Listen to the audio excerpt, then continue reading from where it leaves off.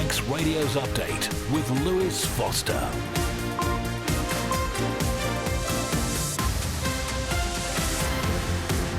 Fast am I. Good evening. It's 5 o'clock on Wednesday, the 21st of August, and welcome to your daily roundup of news on and from the wet and windy Isle of Man today. Coming up in the next half hour, the Manxman is out of service after an incident in Heysham. We'll hear about the damage from steam packet boss Brian Thomson. The Manx National Farmers Union says enough is enough with the Isle of Man meat plant. Tynwal members' interests are under the spotlight, and batten down the hatches, Ernesto's on the way. We'll also keep you posted on anything to watch out for travel-wise, and as ever, your thoughts always welcome. 166 177 or email studio@manxradio.com.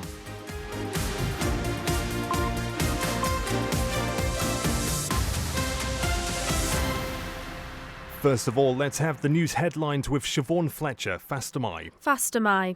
A number of roads across the island are to be shut overnight due to predicted coastal overtopping and flooding, with an amber weather warning in place.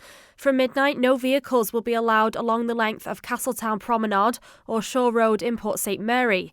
Several streets near the quayside will also be out of action in Ramsey until 4 a.m. on Thursday.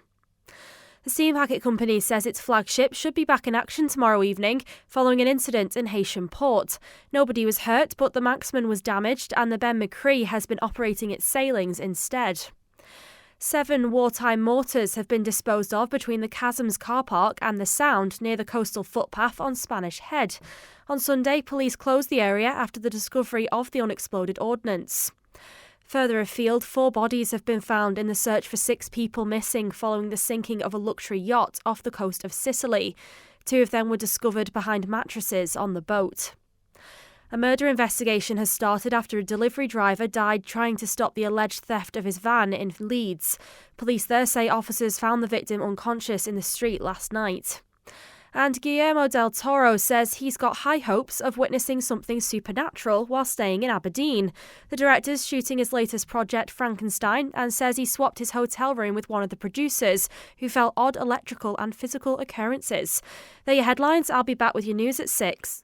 Gromyed. Thank you, Siobhan Fletcher.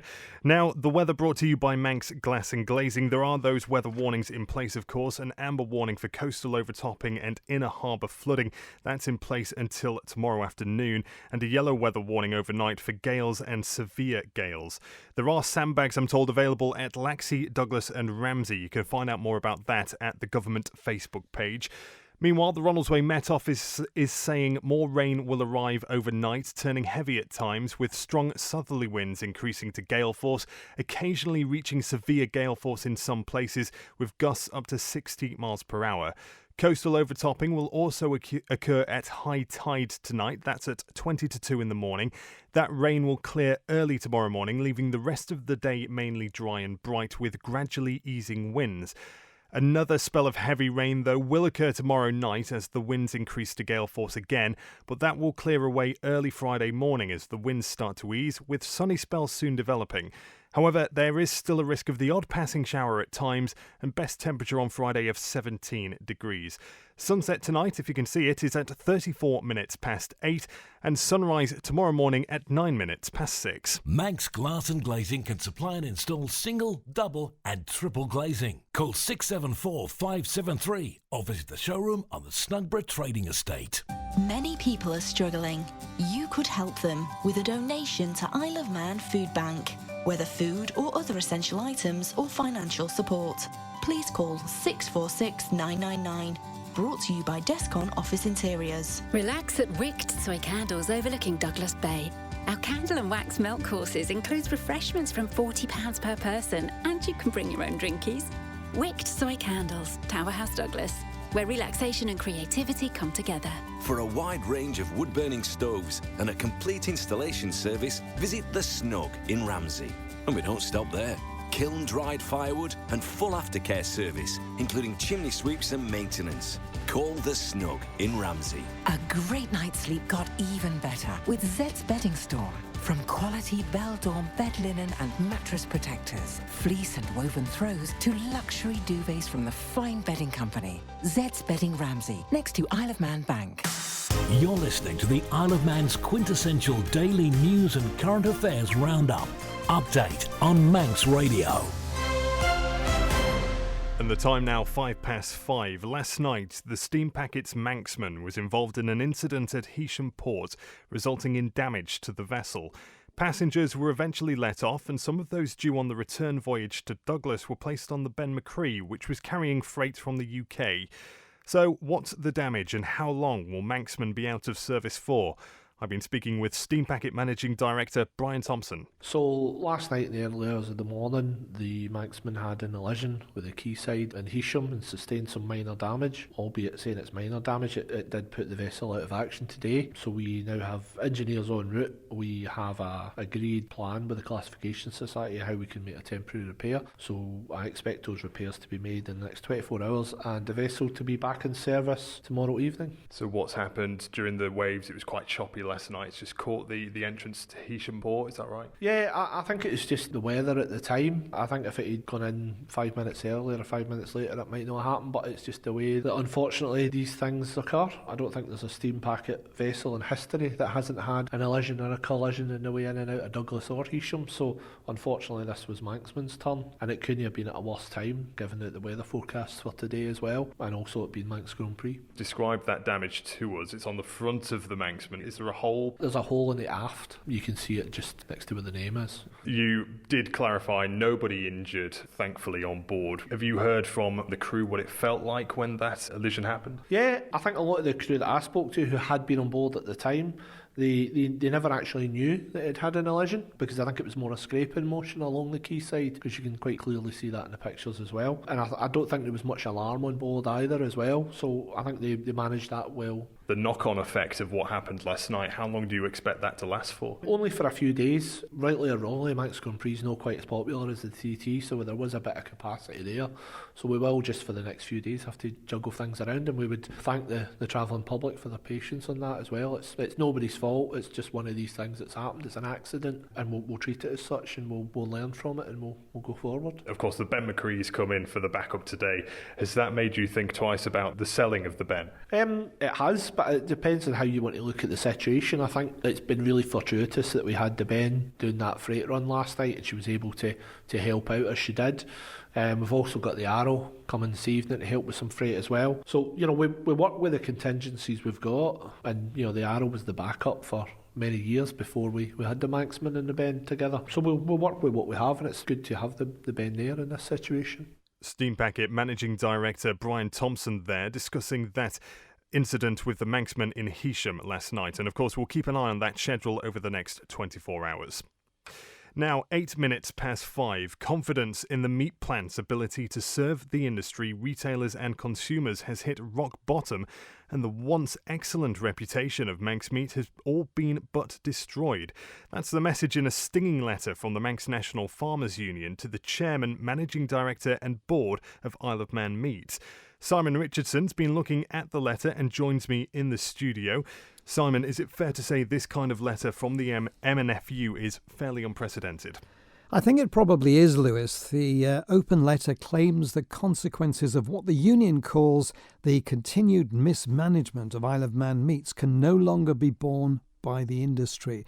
The MNFU says it holds the board directly accountable for the disastrous impact the poor level of management is having on local producers. Now, the union says it must declare no confidence in the managing director, chairman and the board of Isle of Man Meat's ability to manage the meat plant effectively for the island. So what does the union think must be done to rectify the situation? Well, the MNFU says immediate action must be implemented by the shareholders to repair the damage that's been imposed on the agricultural industry and the local food supply chain. It says the change programme, which was implemented by Isle of Man Meat's managing director following a period of what they say is imposed instability and chaos, has not delivered. Rather, it has had the opposite effect of causing further depredation of service, highlighting the board's ineptitude at managing the situation. So strong words. A lengthy catalogue of failings identified by the union. What else are they saying? Well, the letter, which is signed by the NFSU's General Secretary Sarah Comish, says frequent cancellations and delays have continued to increase, and whether by accident or design, reducing intake at the plant forces farmers to either hold stock for longer than they can afford to or to export. Now, the situation, it's claimed, is rapidly declining, and the ongoing repercussions will be felt for a long time. It's alleged that trade customers have struggled to have orders fulfilled and have had to seek product from elsewhere. Isle of Man meats, it's claimed, have ignored opportunities for Manx meat, and significant quantities of product have been disposed of with what they call questionable excuses as to why. And it's also alleged that dumping of product to the animal waste processing plant in quantities unheard of prior to the current tenure has also been taking place. Well, like you say, Simon, strong words from the MNFU. So has there been a response from DEFRA or the plant itself?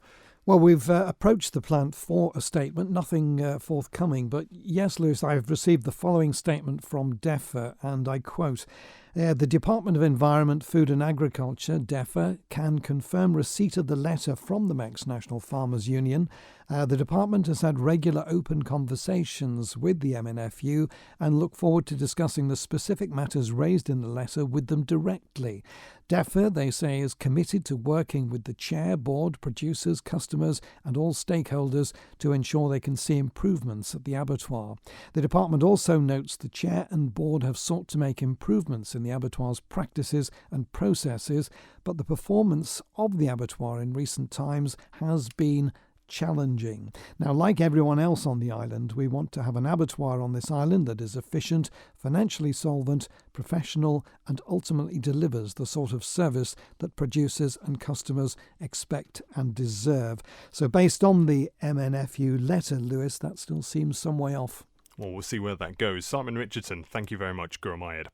The time now, 12 minutes past 5. The majority of politicians failing to register personal interests on time, breaching Tynwal standing orders. The parliamentary rulebook requires members to declare an interest within a month of it arising. But Manx Radio found that 70% of political members have not complied. Christian Jones asked political correspondent Phil Gaughan how important maintaining the register actually is. That's, of course, a very interesting question which could be answered in many ways. It would appear that to politicians at the moment it's not that important because they're not complying generally with the standards that are set for them. But in the overall sort of principle of this, it's really very important that there is transparency in relation to decisions taken by our elected representatives. We should know if they are having private meetings with developers, with people who are trying to invest in the Isle of Man, people who are wanting government to reach decisions in their favour. We should know that those meetings are taking place, and we should be finding this information out in a timely manner, which is why the rules are set in the first place. This is quite widespread. It's not an isolated incident. It goes back years. So why do you think it is that members perhaps aren't taking that seriously? Well, I suppose it's down to priorities. I mean, most members would take the view that we all know that we have to be transparent, and we wouldn't dream of making decisions just because some whining and dining had taken place with the people who want us to make a decision in their favour. We are responsible politicians and we wouldn't be swayed by such things. But actually the rules and the regulations are in place really to ensure it's not just so much protecting the public interest, it's also protecting the interests of politicians, because if you have declared these things, it means that you are protected to a far greater extent than if you forget to do this. So it is really very important, but it's obvious from the actions of Tynwal members that they aren't taking this as seriously perhaps as, well, certainly not as seriously as the rules suggest they should. Christian Jones speaking to Manx Radio's political correspondent Phil Gaughan there. There is more on that story if you're interested at manxradio.com. You're listening to the Isle of Man's quintessential daily news and current affairs roundup. Update on Manx Radio. Now, there's no escaping it, and a forecaster at Ronaldsway Met Office says the worst of the weather will hit the island in the early hours overnight. As we heard at the top of the hour, 2 weather warnings in place until tomorrow afternoon, a yellow warning for gales/severe gales, and an amber warning for coastal overtopping and inner harbour flooding. Here's Met Officer George Shimin with a look at the next 48 hours. It's a gradually deteriorating situation. The worst of the weather looks to be occurring overnight tonight around 3 or 4 o'clock. That's when we get the peak winds of gales or potentially severe gale force winds. Luckily, that doesn't exactly coincide with high tide. That's around 1:40 in the morning. Nevertheless, it's still expected to cause quite significant disruption. There'll be moderate overtopping of waves as well as a significant amount of debris in exposed coastal areas. So I'd say overnight tonight is the worst of it, and once we get into tomorrow morning, it's a gradually improving situation. But do things build up again in terms of the wind overnight Thursday into Friday for a time? They do as well, yeah. Certainly tomorrow afternoon's high tide as well is a point of concern. And once we get more data in this afternoon, there's the potential for a further warning to be issued for Friday's high tides as well, because we're still in spring tides. The winds are remaining quite strong. So there is the continued risk of some coastal overtopping into Friday as well. Just how unusual are these conditions for this time of the year? It's certainly very unseasonable. I think the last time we had gales was in August, was in 2005, so nearly 20 years ago. So not unheard of, but certainly not very common for this time of year. I think the worst August we had on record was in 1965, where we had 3 days of gales in August. And it's the back end of Hurricane Ernesto, isn't it, coming across the Atlantic? Yeah, that's correct. It's more of a wind event for us. We will see some heavy rain at times as well, but that's not a particular point of concern. There'll be some localised flooding as a result of the heavy rain, but nothing more than the usual spots where we normally get. I think the worst of the rain will be in the Highlands and Scotland. We seem to miss the worst of that. And again, with sort of all eyes on the mountain course, once we get all this out of the way, the weekend, bank holiday weekend, at least Saturday and Sunday, it is looking reasonably calm for Saturday and Sunday at the moment. It's certainly better than what we've got this week. I can't rule out the risk of the odd shower, but it's nothing than what we've got at the moment. There won't be any spells of really heavy rain, and the winds look like they will have eased quite significantly from what we've got at the moment. So there's some hope as we head into the weekend, certainly. There's George Shimin from the Ronaldsway Met Office there. To reiterate that message from government, sandbags can be collected from the following locations: in Ramsey, in the Market Square car park, and in West Quay outside the Trafalgar Hotel and adjacent to the Swing Bridge. In Laxey, you can pick them up on Laxey Promenade and at Laxey Depot. And in Douglas, North Quay by Barbary Coast and the Bridge Hotel a bit further down. You can also pick them up at Lake Road, Strathallan Crescent and in Tremode by Civil Defence Headquarters. Looking at the business news on the Isle of Man today, the Albion Knitting Company, a luxury knitwear manufacturing company, is bringing its operations to the island and is now named as the Albion Knitting Company IOM Limited. It's the only industrial-scale knitwear factory established in London since the Second World War, and the move follows a trip to the Isle of Man during the 2023 TT. The company has purchased Barrule House near Ronaldsway, part of the Airport Technology Gateway, and Albion says it plans to invest and develop the site on condition of planning permission, regenerating ageing building stock in the south of the island.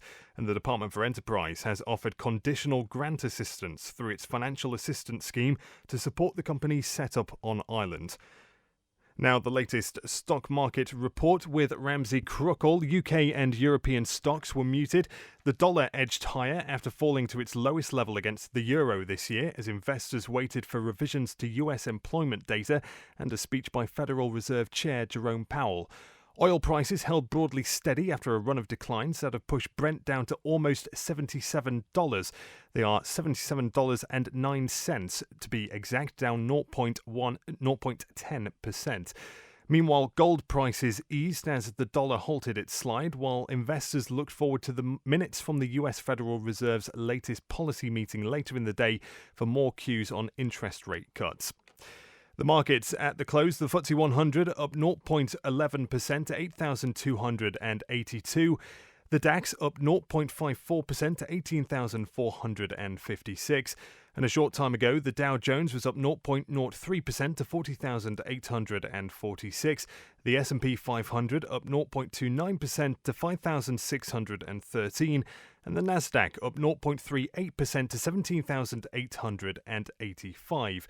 British pound sterling trading at 1.306 US dollars and 1.173 euros, and gold down 0.23% to $2,507. I'm running late again. Do you know where I put my car keys? In the fridge. Where's my phone? Under the dog basket. Bye. You haven't forgotten that we're seeing Ramsey Crookall later? Oh, no, of course not. 5 p.m, is it? 2:45. I'll be there.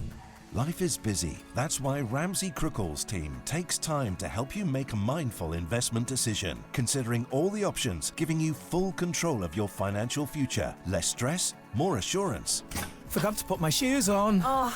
See how we can make your money work for you. Call 717171 or visit ramseycrookall.com. Licensed and regulated by the Isle of Man Financial Services Authority. Manx Radio Travel, driven by Quayside Tyres and Service Centre. Well, it may be no surprise that the Manx Grand Prix is off this evening, so no closures to be aware of on the mountain course.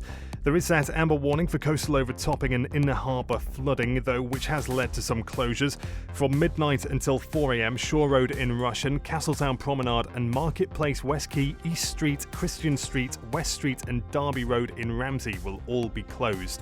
Those are temporary emergency closures. Don't park your cars or bikes or motorhomes there tonight. Elsewhere, the usual works going on. In Douglas until the 3rd of September, Annika Road is closed between Bearcam and Close Kennish for resurfacing. And in Mackle until the 27th of this month, Jacks Lane is closed for ditching works. In Sandergate until the 30th of August, temporary lights to the east of the village on the Sandergate Road, 24 hours a day for work on the pavements. And in Glenmay until the 5th of September, a stretch of the Aracy Road is closed for resurfacing. In Foxdale until Friday, temporary lights on the main road through the village near the Mines Road turn, 24 hours a day for property repairs. And on the Ballamoda until Friday as well, temporary lights on the Ballamoda Strait to the southern side of South Barrule Plantation, 24 hours a day for water main work. Now, no problems to report over at the airport. You'll have heard this afternoon's Manannan sailings between Douglas and Liverpool were cancelled because of the weather, and the Ben McCree has been running the Heysham route in place of the Manxman following last night's incident. We're expected that to depart back from Heysham at 5 o'clock. No update on the website yet, but we'll bring you that as soon as we know. Ask how you can spread the cost interest-free at Quayside. Now the time, 22 minutes past 5. After a red flag on Sunday in the first qualifying session of the 2024 Manx Grand Prix, riders were brought back to the grandstand the wrong way around the circuit. The decision led to social media speculation, with many referring back to an incident at TT 6 years ago when racer Steve Mercer was involved in a collision with a course inspection car. But clerk of the course Gary Thomson told Siobhan Fletcher the decision can be made in extreme circumstances. We had two options basically. We could have left the riders out there, for the duration of the incident, so they would have been sat out there till at least 10:05, because we'd have had to have kept the course closed. And nobody wants that. Obviously, we've got marshals out there as well, so nobody wants to keep the course closed any longer than necessary. So what we decided in conjunction with the police was to keep the course closed between the bungalow and Cregney Bar. But before that, I took the decision to bring the riders back wrong direction, speed control between two travelling marshals, so we've got comms at the front of the convoy and comms at the back. Obviously, everybody, all the competitors now have GPS trackers on their machines, and also any other non-competitive vehicles, so whether that's course cars, TTMA response cars, emergency vehicles, DIY vehicles, everybody's fitted with trackers. So we would have known that had any vehicle, or would have been notified by marshals if any vehicle had entered the course without our authority to go course direction, and could have met the convoy. We had assurance from all the sectors that the course was clear, there was no vehicles moving, so then obviously we set the convoy off. And we know there was obviously a very high-profile incident in 2018 when riders were travelling in the opposite direction. So can you understand why the public perhaps are alarmed when they see this happening before they've had this sort of explainer? Absolutely, and I completely get that. But as with anything that serious happens, we put in place procedures, and since that incident, we've then introduced the GPS tracking system and we've really tightened up on procedures. So procedures, processes have evolved, and I have to say that the marshals out on the course on Sunday night were brilliant. They reported back nothing was moving, so with every confidence we were able to set off that convoy knowing the course was clear. Clerk of the course Gary Thomson speaking to Siobhan Fletcher there. Now to the south of the island, Castletown Commissioners says businesses in the town should use proper channels to dispose of their waste. Chair Beth Cannon says leaving it in public litter bins means ratepayers are subsidising the cost. Local democracy reporter Emma Draper has the details. It's been sparked by a post on social media, which shows a pile of rubbish bags left next to a litter bin on Bank Street. Castletown Commissioners says commercial refuse accounts for a significant portion of the town's aged debt. But the local authority says it may have to consider alternative mechanisms for providing waste services to businesses. It adds that most of the companies use a private contractor and that refuse services are not covered by the rates paid on commercial properties. Chair Beth Cannon says she would encourage any business in the town that is struggling to pay for waste services to contact the local authority. She says the costs at the energy from waste plant are charged by weight, with domestic waste costing more than £100 per tonne and commercial waste more than £200 per tonne. Ms Cannon adds that the commissioners have endeavoured to support businesses during challenging times, but the board might have to adopt a more robust approach. At this time, the local authority says it believes it's a nuisance rather than a significant issue. In the most recent instance, she confirmed the business has been contacted and asked to stop leaving waste in normal bins. The local authority has made assurances that it will continue to make efforts to identify and return or recharge businesses who use domestic bins where appropriate. Local democracy reporter Emma Draper there. Now for today's sporting news, Fast Am I, Darren Timpson. Fast Am I. A revised practice and race schedule has been announced for the next 5 days of the 2024 Manx Grand Prix. The clerk of the course has confirmed contingency slots tomorrow afternoon, Friday evening and Sunday afternoon will be used following weather disruption. Friday will now only be used for qualifying to, organisers say, reduce any pressure on competitors. The two races planned for that day, the lightweight MGP Classic and Classic Junior MGP, have now been moved to Sunday. The contingency sessions are also scheduled to run alongside the pre-planned slots on Thursday night, Friday afternoon, during the day on Saturday and during Bank Holiday Monday. Qualifying over the last 3 days has been cancelled because of a period of unseasonably poor conditions. The next scheduled session tomorrow is due to be a double header with roads around the TT course shutting in the afternoon at 12:30pm until no later than 4:30pm. Highways around the course will then reopen for a short time before closing again at 6pm and reopening for a final time no later than 9pm. All 7 machine classes are due to get a run out before both sessions. You can see the details of the full revised programme up until Bank Holiday Monday 26th of August at manxradio.com. All timings and closures are subject to change. The Isle of Man women's national cricket team have beaten Malta by 9 wickets in the opening round of the Valletta Cup this afternoon. Lucy Bennett scored an unbeaten 31 off 25 for the island in the run chase after bowling out the Maltese for 51 at the Master Sports Club. The Manx side will now take on Marylebone Cricket Club tomorrow in the next round at 3:30pm. And finally, Island tennis star Billie Harris is back on the court this evening to take part in the second qualifier of the US Open. The 29-year-old former Albany and Castletown lawn player will face Merkel Delian of Bolivia at 8:50pm UK time. Darren Timpson, Gura Moyed, thank you.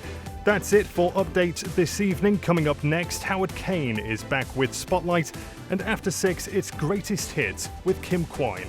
I'll be back with Update at the same time tomorrow.